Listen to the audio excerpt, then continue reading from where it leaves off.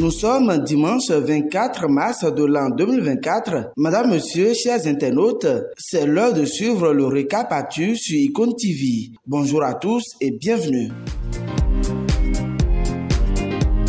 On démarre par Abomey où le comité d'organisation du festival d'Dahomey les Grandes Retrouvailles a remis vendredi 22 mars son rapport. Après présentation du document, le président du comité, le professeur Alastair Anissator, a procédé à la remise officielle au maire Antoine Diédou. Ce défi d'organisation en un temps record, c'est-à-dire un mois à peine, a été relevé de fort belle manière.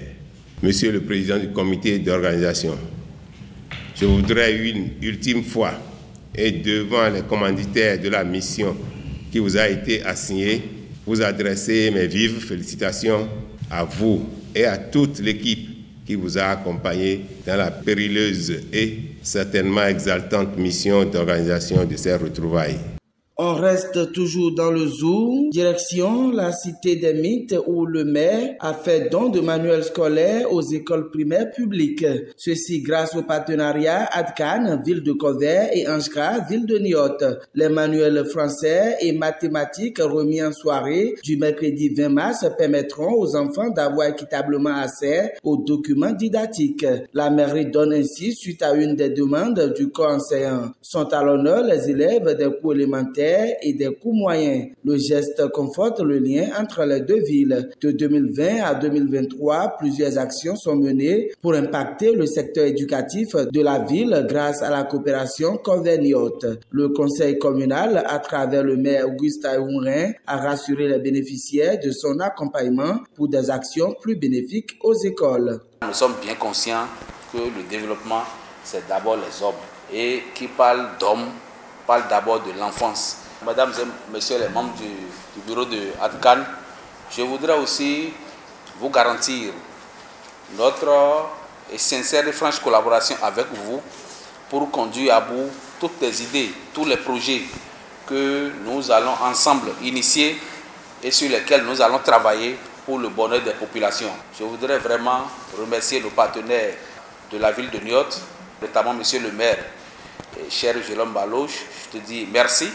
Après la décision de conformité à la Constitution rendue par la Cour constitutionnelle, le président de la République, Patrice Talon, a promulgué vendredi 15 mars 2024 le nouveau code électoral. Le nouveau code adopté à l'Assemblée nationale le 5 mars dernier entre ainsi en vigueur pour les élections générales de 2026. Des articles sont créés, modifiés ou complétés. D'autres sont supprimés. Il s'agit des articles 202, 203 et 204. La présente loi abroge la loi numéro 2020-13 du 4 juin 2020 portant interprétation et complétant la loi numéro 2019-43 du 15 novembre 2019 portant code électoral ainsi que toute disposition antérieure contraire et sera exécutée comme loi de l'État.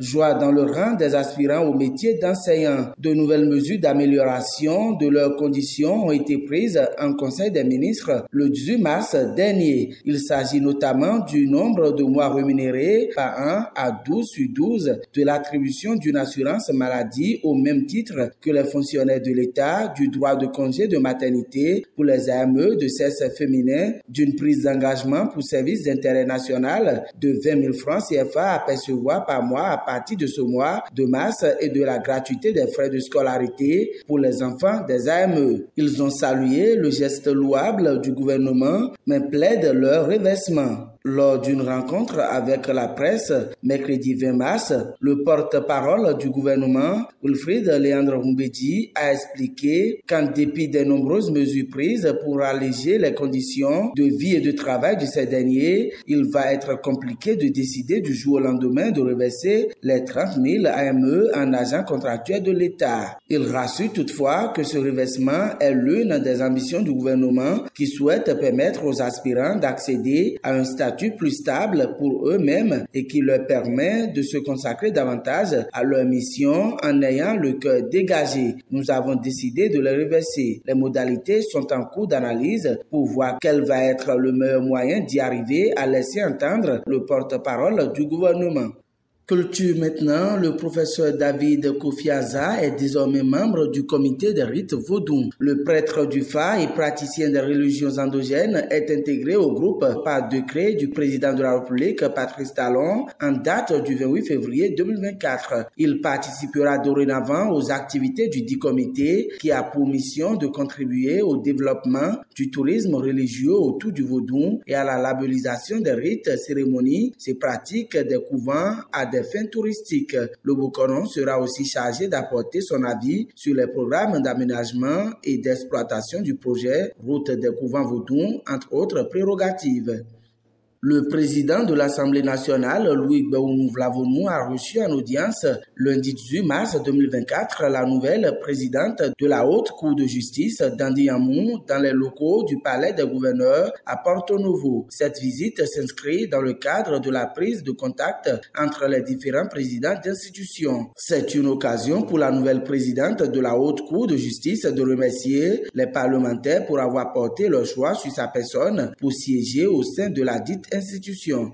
Sport maintenant, l'athlète béninoise médaillée de bronze aux mondiaux d'athlétisme de Glasgow en Écosse, Noélie Yarigo, a été honorée par le gouvernement béninois. À son arrivée mardi sur la terre natale, la championne du 800 mètres a été accueillie avec un bouquet de fleurs par le ministre des Sports Benoît Dato dans la salle d'honneur de l'aéroport Cardinal Bernardin Ganti. Elle était aussi attendue par ses fans, les membres de la Fédération béninoise d'athlétisme et d'autres cadres du ministère des Sports. Des honneurs militaires lui ont été faits par ailleurs à la place de l'Amazone, assorti d'un chèque de 15 millions de francs CFA attribué par le gouvernement béninois pour récompenser sa performance.